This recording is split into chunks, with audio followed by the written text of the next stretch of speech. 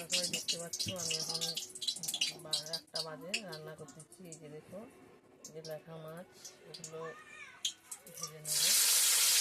ল্যাঠা মাছ আর আলুর তরকারি, যে ল্যাঠা মাছ চিংড়ি আলু যে ঝাল করবো। ভাত হয়ে গেছে, ভাত দিচ্ছি। মাছটা ভাজা হয়ে গেলে এটা করে নেব। একটু রান্না করতে দেরি হয়ে গেছে, কারণ একটু কাজের মধ্যে চাপে ছিলাম, তাই এখন 1টা বেজে গেছে।